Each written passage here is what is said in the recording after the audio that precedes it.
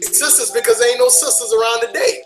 So it's so when I was putting together the YouTube channel, if you notice it, my YouTube channel actually started like 2 years ago, but I didn't start really pushing content until this past January, and that's because as a journalist, I focus on so many other things, and the YouTube channel is just a passion project, just like my blog has always been a passion project. So when you say like, "Yo, your content is really diverse," I appreciate hearing that because I try to make sure because a lot of Black travelers or Latino travelers or travelers who come from the U.S. or Canada or the U.K. and whatnot. Some of us are interested in food. Some of us are interested in adventure sports. Some of us are interested in dating. Some of us are into dancing. So for me to just produce content, and mind you, if you look, I'm one of the only cats doing what I do. Right. So for me to just be like, yo, I'm just going to talk about the food, that leaves so much extra information out there that I have just in the wind. So when I produced this content, when I put the channel together, man, I wanted to make sure I put together something that appeals to as many people as possible. And you know what, bro? I think you're gonna blow. I mean, just for the your video quality, and like I've done a little videography. I used to work with this guy sometimes doing photo shoots and filming, and like your quality is excellent. It's better than mine. I appreciate that, man. Because and it's just like when I watch your videos, I think when one of the videos I watched was when you went to country number 89. I forgot the name of the place. Who was that? That was Andorra. And like this beautiful scenery with the water when you went to the hotel. Yeah. I was just like, oh, this brother is doing it. He is doing it. It's like that motivates me. Yo, man, it's so good to hear that because, like, the quick story, man. Are you familiar with the Nomadness Travel Tribe? No, I'm not. So, Nomadness Travel Tribe is a Facebook group of Black travelers. A sister put it together, Evita. She's phenomenal. But there's a level of elitism in the community. So I started a small nonprofit foundation long before I was blogging, where I teach low socioeconomic students about travel and photojournalism. I'm a photojournalist by trade. It's what I do. So I would go to high schools like my alma mater in East Cleveland. I went to some schools in New York, in Chicago, in LA, and Portland. So I would go to these schools and I would lecture. And these kids didn't give a damn about photojournalism. They just wanted to hear about the travel. So I started the foundation to not only teach them about photojournalism, but to get these kids passports. A lot of people don't know this, that every quarter, every 3 to 4 months, I give away 2 passports on my website for free. I just give them away. So I didn't even know you had a website. Yeah, man. It's come on, man. I gotta do my research better. Damn. But so I was looking for a person. I was looking to do an interview with the first African American to go to every country in the world. And I couldn't find them. So I started reaching out to some of my friends and who had actually gone. They were all white. All my friends who were going to every country in the world are white. So they would say, yo, I don't know. I never even heard of an African American who's ever been to every country. And if you Google it, if you look it up, nobody's done it. Documented. I'm sure brother or sister somewhere in history's done it, I hope. But documented, no African American is ever going to every country. So I said, you know what? I'm going to do it. Like just to raise awareness of the fact that nobody's ever done it before. So when I did a blog post, I'll shoot a link over to you after this. I did a blog post saying why I want to go to every country in the world. And they shared it in this group, and I got 50% hate from Black folks. Like, oh, this uppity nigga think he's better than us, and who does he think he is? Like, he ain't even close to the most traveled Black. And I'm like, yo, I was like, did you even read the article before you said anything? So it's like, I used to, when I first started my career, I specifically created content for Black folks. Like, yo, this is for my people. This is what I'm doing this for.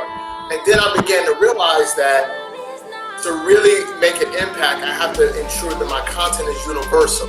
And if you think, and realistically, 90% of the things that face Black folks, or the situations that we run into, or the things, or the problems that we have, somebody else who's not Black deals with the same thing. Like, for example, getting shot by the police, that's not an exclusive Black thing.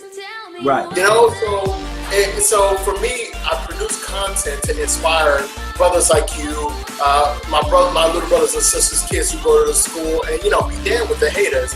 But so when somebody like you reached out to me and said, "Yo, man, I saw Endora and it was dope." Yo, Endora might not have even been on your radar before.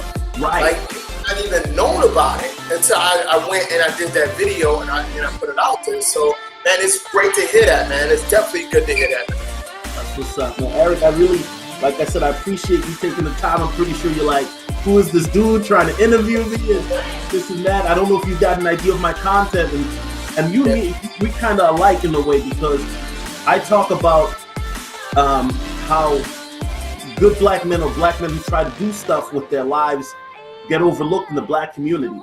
Only the Black community is a Black man who gets educated, or who doesn't engage in fuckery, excuse my language, but violence and gang activity and all of that. And a Black man who speaks proper English is considered white or a sellout. You know what I mean? And I was raised in an educated household.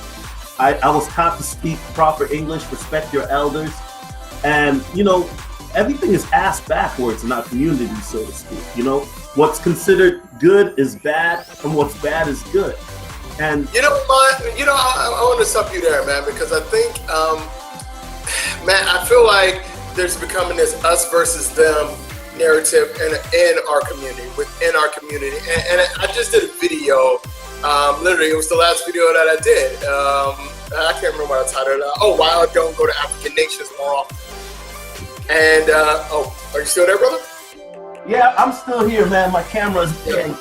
Okay, cool. So I did that video. I posted it up yesterday, and in the video, I made it a point, and I've gotten some flack for it already. I say, "Yo, I got you back."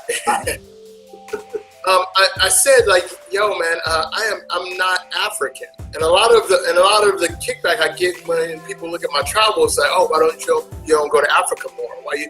And the reason I did the video is because I received a private message. Should be ashamed of myself for not having more countries ticked off in Africa, and I addressed that in the video. But my point was, like, look, man, I'm African American. That's my culture. Like, of course, we are all descended from Africa, but my culture is distinctly American. My identity and my experience is an African American man. It's the same experience that you'll get, say, Trinidad James. I'm just as Black as Trinidad James is. Like, I'm just as Black as any other cat who's selling dope on the block. I just made different decisions. I came up in a different household. I had different opportunities, but I'm still Black. I'm just as Black as he is. I'm just, and it's interesting because we place these unfair standards of Blackness on people. Not only the educated, but the hood. Like, oh, you're not hood enough, or you speak a proper way, so you're white. You're trying to be white. And man, I'm trying to be me. Like, if I will be an entirely different person if I grew up in Compton than who I am today, because I grew up in Cleveland. And then I moved to Texas, and I'll probably be a different person if I hadn't joined the military. Like, culture is a combination of all these different things, and for people to try to self-segregate us, it's insane to me. So I attempt to stay out of this Blackness, or this is Black, that's Black, this is who's Black, and this is who's not narrative. I just try to be Eric. I just try to be me, and I try to inspire people to do whatever they can to be them, to be the best version of themselves. That's what's up. Now, Eric, I forgot, man. I got to do the formal introduction. And okay, go ahead. This, man, I forgot, man, because, it's cool, man. I'm glad you're very comfortable, obviously, talking. Sometimes you know, you got to schmooze people up, let the guard drop, but you're very comfortable. I can tell you've done this before, obviously. So, hello everybody. My name is Solomon Jones, aka Sully, aka your girlfriend's favorite YouTuber. Yes, sir. And I got a special guest today, Mr. Eric from Minority Nomad, aka the Globetrotter, aka the. All the sweet talk's making you exhausted. I can see it on your face, yeah, you lost it. Was it worth it for the fame? Was it worth it for your name? Everybody's saying you're a monster. What happened to the you who was stronger? It looks like you became